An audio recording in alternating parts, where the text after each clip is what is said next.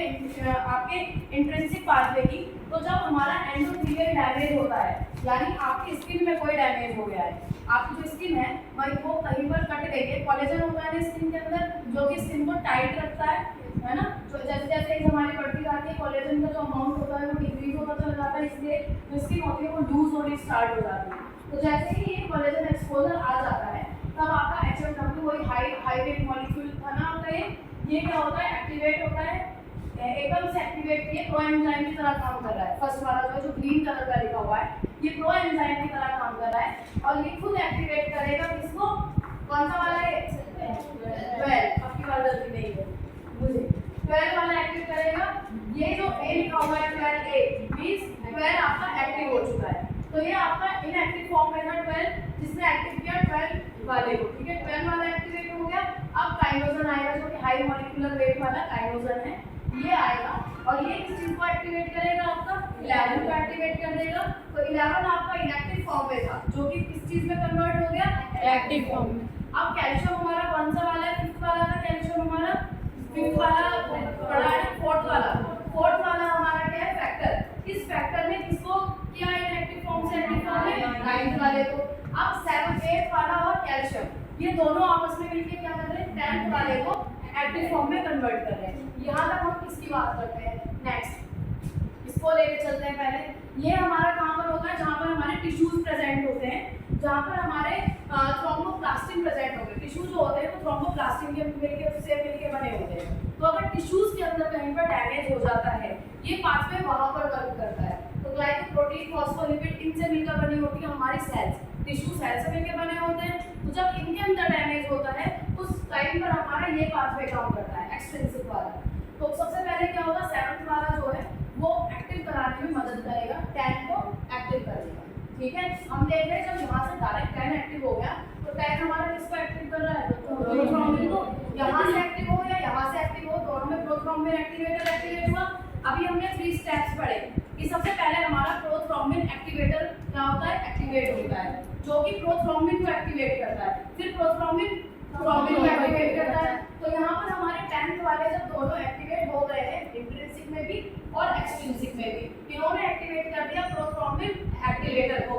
Prothrombin activator ने क्या किया, हमारा थ्रोम्बिन एक्टिवेटर थ्रोम्बिन को एक्टिवेट किया। थ्रोम्बिन ने किसको किया, प्रोथ्रोम्बिन ने किसको किया, थ्रोम्बिन ने। अब ये जो थ्रोम्बिन है इसने क्या किया, फाइब्रिनोजन का नेट बनाया, मतलब जाल जैसा बना दिया फाइब्रिनोजन का। और ये जो फाइब्रिन है, फाइब्रिनोजन आपके अभी कैसे बने हैं, लूज स्ट्रेट्स बने हुए फाइब्रिन की, मतलब धीरे धीरे अभी दूर दूर आपके तार बन गए हैं, ठीक है। और धीरे से आपका जो ये है आपका 13 वाला और कैल्शियम ये दोनों आपस में आए, क्योंकि आप हमेशा याद रखो जो हमारे फैक्टर्स है ना they are working as a enzyme, ठीक है। तो रिएक्शन में पार्टिसिपेट कोई भी नहीं कर रहा। ये सभी फैक्टर जो है हमारे अलग से आप देख रहे हो ना, जब हम फोटोसिंथेसिस पढ़ते हैं तो क्लोरोफिल और सनलाइट की प्रेजेंस पढ़ते हैं ना, ये भी हमारे देखो प्रेजेंस है एक तरीके से। तो इन द प्रेजेंस ऑफ, आप हमेशा याद रखेंगे इन द प्रेजेंस ऑफ, तो यहाँ पर भी हमारा 13 और कैल्शियम की प्रेजेंस में ये जो लूज वाले फाइब्रिन के हमारे तार बने थे, नेट जो बनी थी, ये टाइट बन जाती है और ब्लड क्लॉट का फॉर्मेशन हो जाता है। अब अगर पॉजिटिव फीडबैक की बात करें, थ्रोम्बिन बनने को ही हम लोग ये बोलते हैं, ये प्रोथ्रोम्बिन एक्टिवेटर हो गया, इसने पॉजिटिव फीडबैक दिया, आपके थ्रोम्बिन का फॉर्मेशन हुआ, ये पूरा जो हो गया आपके थ्रोम्बिन एक्टिवेटर को एक तरीके से एक्टिवेट होने के बाद जो आपको रिएक्शन दे रहा है दैट इज पॉजिटिव फीडबैक। तो स्टेज 1, स्टेज 2 और स्टेज 3।